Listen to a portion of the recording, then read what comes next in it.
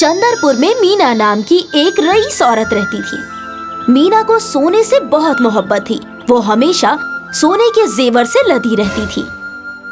मीना का शौहर धर्म गांव वालों का बाहुबली था।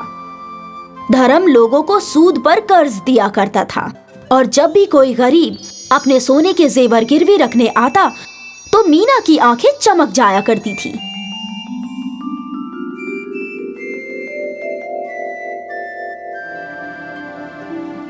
काश ये आदमी कभी पैसे ना लौटा पाए। मगर ऐसा क्यों? अगर वो पैसे नहीं लौटाएगा तो उसका सारा सोना हमारा हो जाएगा। इतना सारा सोना तो है हमारे पास। मुझे और सोना चाहिए, बहुत सारा। मीना को सोने के लिए अलग ही लालच थी। कुछ बरस बाद मीना को एक छोटी बेटी हुई जिसका नाम उसने स्वर्णा रखा। स्वर्णा को बचपन से ही मीना सोने के जेवर पहनाया करती थी। स्वर्णा बड़ी होने लगी और उसे भी अपनी अम्मी की तरह सोने से प्यार हो गया। उसे भी सोने के नए नए जेवर से सजा धजा रहना पसंद आने लगा। अब तो जैसे माँ बेटी गिद्ध की तरह सोने पर नजर गड़ाए बैठी रहती। एक रोज की बात है, गांव की एक गरीब औरत अपना सोना लेकर धर्म के पास आई। बेटा, मुझे अपने शौहर के इलाज के लिए पैसे चाहिए। ये सारा सोना रख लो और मुझे जल्दी से पैसे दे दो। ठीक है अम्मी। धर्म ने उस औरत के सोने के जेवर रख लिए और उसे पैसे दे दिए। उस औरत के जाते ही माँ बेटी उसके जेवर देखने लगी। या खुदा, इस बुढ़िया के पास कितने अच्छे जेवर हैं। ये देख स्वर्णा, कितना वजनी हार है। हाँ माँ, बहुत खूबसूरत है। मैं तो सोच रही हूँ कि इस औरत के पति के साथ साथ ये भी अल्लाह को प्यारी हो जाए ताकि इसका सारा सोना हमारा हो जाए। तुम दोनों भी ना कभी किसी की खैरियत नहीं चाहती हो। सोने का इतना लालच होना भी ठीक नहीं है। बच्ची ने बस बोला है, सच में हुआ थोड़ी ना है जो तुम इतना नाराज हो रहे हो। धर्म अपनी बीवी और बेटी के सोने के लालच से परेशान था। एक रोज की बात है, गांव में एक फकीर बाबा आए। सारे गांव के लोग अपनी अपनी ख्वाहिश लेकर इकट्ठे हो गए। धर्म भी वहां पहुंचा। अब क्या बताऊं फकीर बाबा, मेरी बीवी और बेटी दोनों ही सोने की चमक से अंधी हो गई हैं। उन दोनों का सोने का लालच खत्म ही नहीं हो रहा है। अब आप ही कोई तरकीब सोचिए। ठीक है, जाओ, उन दोनों को बस एक बार यहाँ ले आओ। धर्म अपने घर गया। मीना, स्वर्णा, क्या हुआ? क्यों चिल्ला रहे हो? गांव में पहुंचे हुए फकीर आए। सुना है वो सबकी इच्छाएं पूरी करते हैं। तुम दोनों की कोई भी ख्वाहिश हो ना, चलो जल्दी चलो, सब पूरी हो जाएगी। हाँ हाँ। मीना और स्वर्णा दोनों बाबा के पास आए। क्या ख्वाहिश है तुम लोगों की? मुझे और मेरी बेटी को ढेर सारा सोना चाहिए। यकीनन? हाँ। मैं तुम्हें ढेर सारा सोना दे सकता हूँ, पर वो किसी भी चीज में हो सकता है। जरूरी नहीं कि तुम उसे पहन सकोगी। सोना तो सोना है, चाहे जैसा भी हो। मैं पिघलाकर जेवर बनवा लूंगी। आप बस हमें सोना दे दीजिए। ठीक है, जैसी तुम्हारी मर्जी। फकीर बाबा ने कुछ मंत्र पढ़ना शुरू कर दिया और फिर उन्होंने मीना और स्वर्णा पर आब ए मुकद्दस छिड़क दिया। कल सुबह तुम दोनों के पास ढेर सारा सोना होगा। शुक्रिया, आपका बहुत बहुत शुक्रिया। मीना और स्वर्णा खुश थी कि उनके पास बहुत सारा सोना आने वाला है। वो रात में सोते सोते भी सोच रही थी कि आखिर उस सोने का वो क्या क्या बनवाएंगी। जब मीना और स्वर्णा ने अपनी आंख खोली तो वो बहुत खुश थी, पर जब उन दोनों ने बिस्तर से उठने की कोशिश की तो वो उठ ही नहीं पा रही थी। अम्मी, अम्मी, मैं उठ नहीं पा रही हूँ। मैं भी। ए जी उठिए। धर्म उठकर बैठ गया और उसने देखा कि मीना और स्वर्णा दोनों के कान बड़े हो चुके थे और सोने के थे। तुम दोनों के कान सोने के हैं? क्या? हाँ वाकई, तुम दोनों के कान सोने के हैं और हाथी के कान के जितने बड़े भी हैं। अब सब मुझे चिढ़ाएंगे। तू चिढ़ना छोड़, हम उठ भी नहीं पा रहे हैं। इस सोने के कानों का वजन इतना ज्यादा है। बेहतर है ना तुम दोनों को ढेर सारा सोना जो मिल गया। ए जी, जाइए फकीर बाबा को यहाँ ले आइए, अब वही कुछ कर सकते हैं। ठीक है, मैं अभी जाता हूँ। धर्म फकीर बाबा को बुलाकर ले आया। क्या हुआ मीना, तुम्हारी दिली ख्वाहिश पूरी हो गई है ना? मगर ऐसे हम दोनों तो उठ भी नहीं पा रहे हैं। बाबा जी, हमारी मदद कीजिए। इसमें मैं तुम्हारी क्या मदद कर सकता हूँ? मैंने कहा था तुम्हें बहुत सोना मिलेगा, मगर जरूरी नहीं कि तुम उसे पहन सकती हो। नहीं चाहिए मुझे सोना। अरे मीना, तुम ये क्या बोल रही हो? तुम्हें तो ढेर सारा सोना चाहिए था ना। स्वर्णा, तुझे सोने के कान अच्छे नहीं लगे क्या?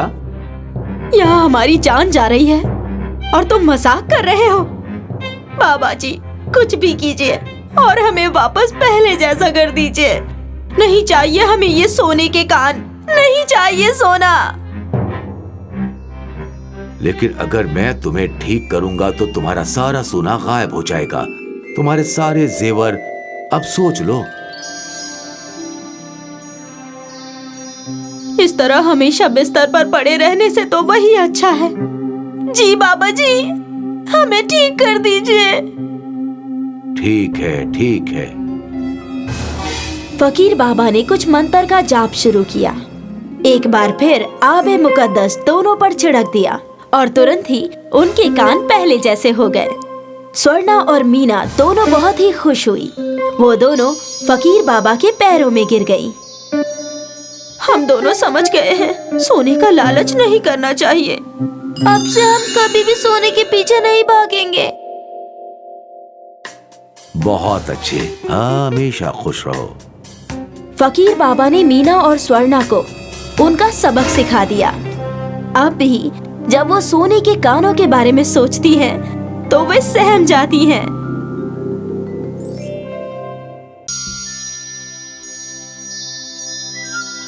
बहुत साल पहले दक्षिण भारत में ब्रह्मदत्त नाम का एक शहंशाह रहता था।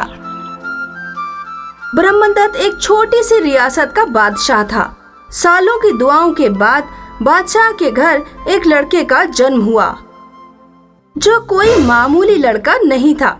जन्म से ही उसके दांत थे और दांत सोने के थे। हमारे बेटे के दांत सोने के हैं, इसलिए सब लोग हमारे बेटे को सोनदत्त कह के पुकारेंगे। सोनदत्त फल और सब्जियों के अलावा जिस चीज को भी दांतों से काटता, वो चीज सोने की बन जाती। अनाज भी सोनदत्त को खाने के लिए नहीं दिया जाता था। बादशाह के दरबार में कौशल और हीरामणि नाम के दो वजीर थे। जहाँ कौशल लालची और चापलूस था, वहीं हीरामणि ईमानदार और सच्चा था। हुजूर, शहजादे के जन्म के बाद जश्न में काफी खर्चा हो गया है। आपको रियासत के कारोबारियों से कर बढ़ाकर ज्यादा पैसे वसूल करने चाहिए। हाँ। नहीं महाराज, जश्न में खर्चा आपने अपनी खुशी से किया है। जश्न में हुए खर्चे की कीमत रियासत के कारोबारियों से वसूलना जायज नहीं है। और फिर हमारी रियासत में ज्यादातर छोटे कारोबारी हैं। अगर आप उनका कर बढ़ाएंगे तो उन्हें परेशानी होगी। तुमने बिल्कुल वजह फरमाया है हीरामणि। हमने फैसला किया है कि हम तुम्हें मुख्य वजीर बनाएंगे। आज के बाद सभी वजीर तुम्हारे देखरेख में काम करेंगे। बादशाह ने हीरामणि का पद बढ़ा दिया तो कौशल का खून खौल गया।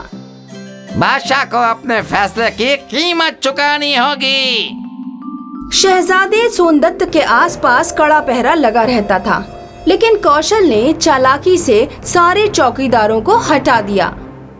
सैनिकों, रियासत पर हमला हो गया है, तुम सब महल के बाहर पहुंचो। जब पहरेदार चले गए, तब कौशल ने सोनदत्त को उठाया और उसे चुराकर श्रीलंका भाग गया। उस समय श्रीलंका में मयूर नाम का एक ताकतवर बादशाह राज करता था। कौशल ने बहुत बड़ी तादाद में धन संपत्ति लेकर सोनदत्त को श्रीलंका के बादशाह को बेच दिया। आपने इस लड़के को खरीद तो लिया है, लेकिन बड़ा होने पर इसे अपने असली अम्मी अब्बू की याद आ सकती है। हाँ, ये तुमने वजह फरमाया। बादशाह ने अपनी रियासत के तांत्रिक को बुलाया और अपनी परेशानी बताई। तांत्रिक ने तंत्र मंत्र से सोमदत्त की पुरानी याददाश्त बिल्कुल साफ कर दी।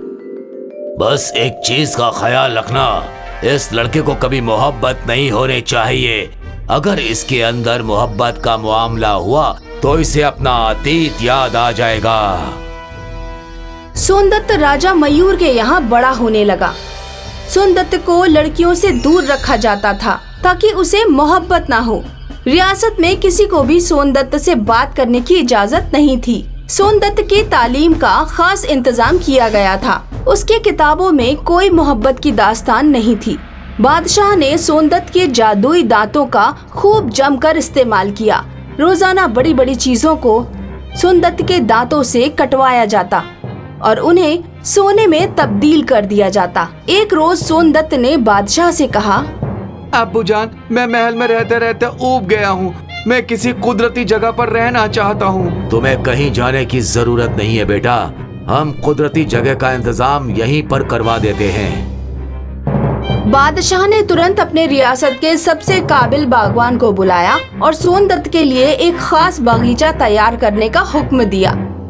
जिस दौरान बागवान बगीचा तैयार कर रहा था, बादशाह को खास काम से विदेश के सफर पर जाना पड़ा। बादशाह सारा कामकाज अपने वजीर की निगरानी में छोड़कर सफर पर चला गया। बागवान कभी कभी अपनी बेटी को अपने साथ लाता था। वजीर ने इस बात को नजरअंदाज किया। उसे लगा कि शहजादा एक बागवान की बेटी पर तवज्जो नहीं देगा, पर वजीर को तो पता ही नहीं था कि मोहब्बत में अमीरी और गरीबी कोई रुकावट नहीं होती। एक दिन जब बागवान की बेटी गुलाब के फूलों को पानी दे रही थी, तो शहजादा सोनदत्त उसके पास पहुंच गया और उससे बोला, क्या ये गुलाब तुमने उगाए हैं? हाँ। क्या नाम है तुम्हारा? मेरा नाम वसुंधरा है। क्या तुम मुझे गुलाब उगाना सिखाओगी?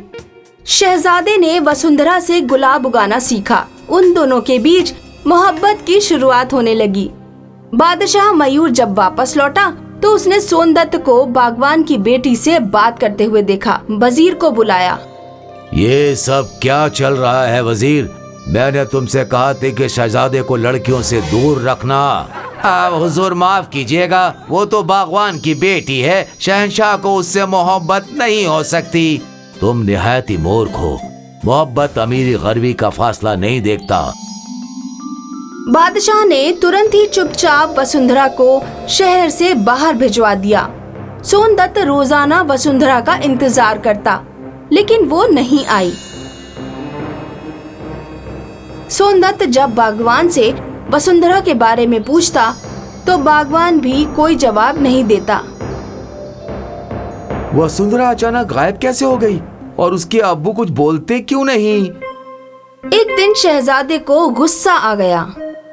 तुम कुछ बोलते क्यों नहीं? कहाँ गई तुम्हारी बेटी? अगर नहीं बोलोगे तो मैं तुम्हें कैद करवा दूंगा। बागवान रोने लगा। अरे रो क्यों रहे हो? बेटा, मेरी बेटी को आपके अब्बू ने शहर से बाहर भिजवा दिया है। मेरे अब्बू ने? लेकिन वो ऐसा क्यों करेंगे? इसका इल्म तो मुझे भी नहीं है बेटा। सोनदत्त तुरंत बादशाह मयूरदत्त के पास पहुंचा। अब्बू जान, बागवान की बेटी वसुंधरा कहाँ है? उसे आपने शहर से बाहर क्यों भिजवा दिया? तुम्हें उस लड़की से क्या लेना देना है? उस लड़की को छुआछूत की बीमारी है, इसलिए मैंने उसे शहर से बाहर भेजा है। झूठ मत बोलिए अब्बू जान, मैं उस लड़की से मिलके रहूंगा और सच्चाई मालूम करके रहूंगा। सोनदत्त जब वसुंधरा को ढूंढने लगा तो बादशाह ने सिपाहियों को उसे पकड़ने का हुक्म दिया, लेकिन सोनदत्त ने सैनिकों के हाथों पर दांतों से काटा और सभी सैनिकों को सोने का बना दिया। शहर के बाहर काफी ढूंढने के बाद उसे वसुंधरा मिल गई। दोनों की आंखों में मोहब्बत के आंसू थे। सोनदत्त को अपना बचपन याद आ गया। मुझे सब कुछ याद आ गया है। शहंशाह मयूर मेरे असली वालिद नहीं है। कौशल नाम का वजीर मुझे चुरा कर यहाँ ले आया था और उसने मुझे बादशाह को फरोख्त कर दिया था। सोनदत्त तुरंत वसुंधरा को लेकर वजीर कौशल के पास पहुंचा। वो अब शहंशाह मयूर की रियासत का सबसे बड़ा कारोबारी था। सोनदत्त कौशल को घसीटते हुए समुद्र तट तक ले गया और फिर जहाज से अपने वालिद ब्रह्मदत्त की रियासत वापस लौट गया। ब्रह्मदत्त अपने खोए हुए बेटे से मिलकर बेहद खुश हुआ। हमने तुम्हें बहुत ढूंढा बेटा, पर तुम हमें नहीं मिल पाए। ये सब इस वजीर कौशल की वजह से हुआ है। बादशाह ने कौशल को सूली पर चढ़ाने का हुक्म दिया और सोनदत्त से वसुंधरा का निकाह करवाया।